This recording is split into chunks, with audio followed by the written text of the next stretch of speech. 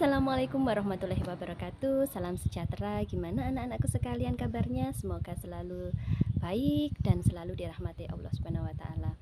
Baik anak-anakku sekalian, hari ini kita akan melakukan UTS landasan pendidikan. Sebelum saya bacakan soalnya, mari kita berdoa sesuai keyakinan kita dan agar apa yang kita lakukan hari ini mendapatkan ridha Allah Subhanahu wa taala.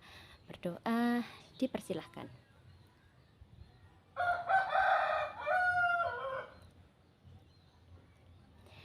Berdoa selesai. Baik, gimana? Sudah siap? Sebelum saya bacakan soal, saya akan membacakan aturan dari UTS hari ini. Yang pertama, silakan siapkan folio bergaris yang sudah saya bagikan tadi, ya. Kemudian yang kedua, tulis identitas mahasiswa, nama, NIM, kelas, kemudian tanggal pelaksanaan UTS.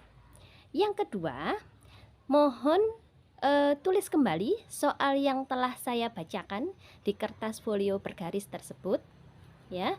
Kemudian jawabannya di sebelah bawah. Jadi Anda menulis semua soalnya terlebih dahulu, ya. Mulai 1 sampai 5, hanya 5 soal kok, tenang saja. Kemudian baru jawabannya di bawah. Tidak urut, tidak apa-apa. Yang penting diberi nomor. Oke? Paham ya? Yang keempat aturannya, jangan mencontek.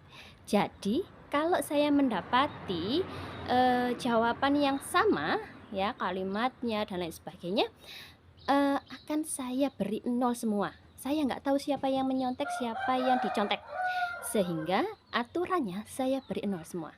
Misalkan Anda mencari itu di internet dan lain sebagainya, soalnya jawabannya seperti itu, Bu, kan banyak ya di blogspot dan lain sebagainya, tapi saya tidak mengharapkan itu, maka tolong diparafrase dan lain sebagainya. Dan saya tidak mengharapkan Anda mencari jawaban di blogspot karena belum tentu benar, ya. Karena ini memang pertanyaan terbuka, sehingga Anda mengeksplorasi pengetahuan Anda untuk menjawab itu, menganalisis, ya, analisis pertanyaan itu dengan jawaban yang tepat, gitu ya. Ini sebenarnya sesuai dengan pemikiran, tapi pada umumnya kejadiannya mahasiswa banyak yang instan, ya, mencari di jawabannya di blogspot dan lain sebagainya. Oke, begitu ya aturannya. Baik. Nah, oke, sekarang saya akan membacakan, ya, soalnya. Perhatikan baik-baik, ya, kemudian catat. Yang pertama, mengapa seorang pendidik hendaknya memahami dan mampu mengaplikasikan landasan pendidikan?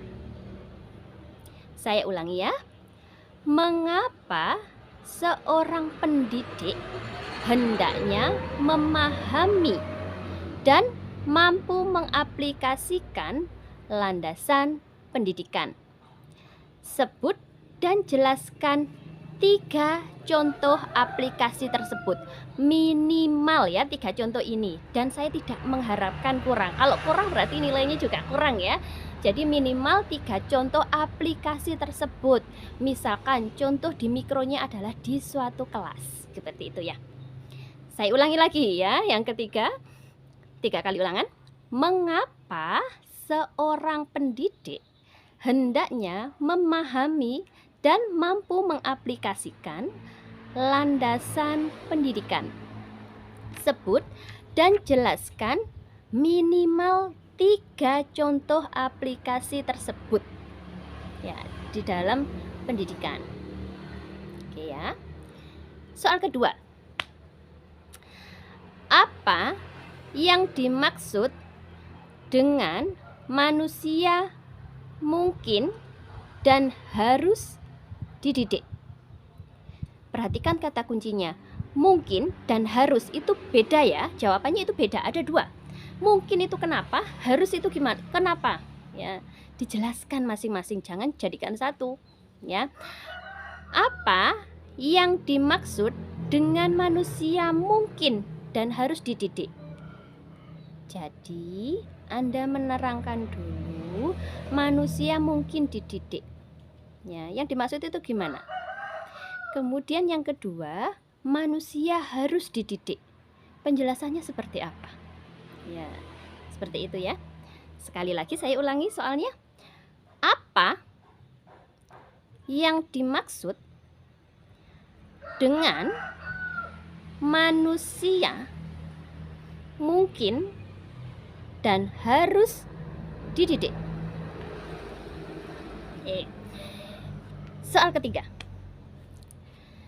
Jelaskan perbedaan antara pendidikan sebagai ilmu dan pendidikan sebagai seni.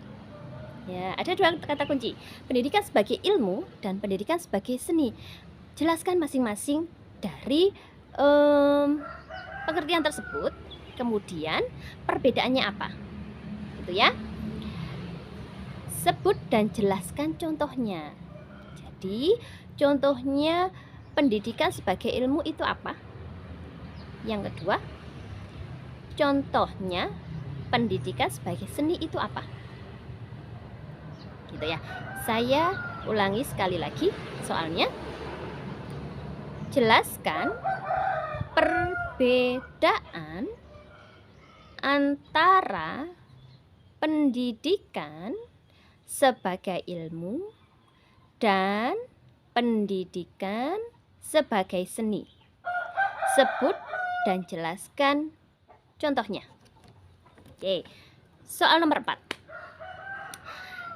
Jelaskan 3 aplikasi landasan pendidikan Pancasila dalam pembelajaran di kelas. Jelaskan 3 aplikasi landasan pendidikan Pancasila dalam pembelajaran di kelas. Nah, saya pernah menjelaskan kalau landasan pendidikan Pancasila itu kan didasari atas 5 sila Pancasila ya. Nah, makna-makna dari 5 sila Pancasila itu apa? Nah, di situ Anda akan bisa menjabarkan contoh-contoh dari aplikasi landasan pendidikan Pancasila. Ya. Oke. Sudah ya? Soal kelima. Terakhir. Jelaskan aplikasi landasan filsafat pendidikan di dalam pembelajaran. Nah, pada landasan filsafat pendidikan ini Anda telah mempelajari bahwa landasan-landasan filsafat itu kan memiliki ya berbagai faham dan teori. Nah, dari situ Anda akan bisa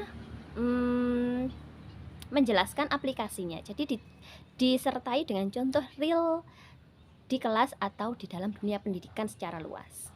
Gitu ya. Baik. Kalau ada pertanyaan silakan japri saya ya, mulai melalui WA saya ya, nomor WA saya atau lewat Telegram ya. Sekian. Kalau ada pertanyaan lagi atau juga bisa di grup ya. Terima kasih telah menyaksikan tayangan soal UTS Landasan Pendidikan tahun ajaran 2022-2023 semester ganjil atau semester 1 angkatan 2022. Terima kasih. Sekian, kurang lebihnya saya mohon maaf. Wallahul muwaffiq ila aqwamit thoriq. Wassalamualaikum warahmatullahi wabarakatuh.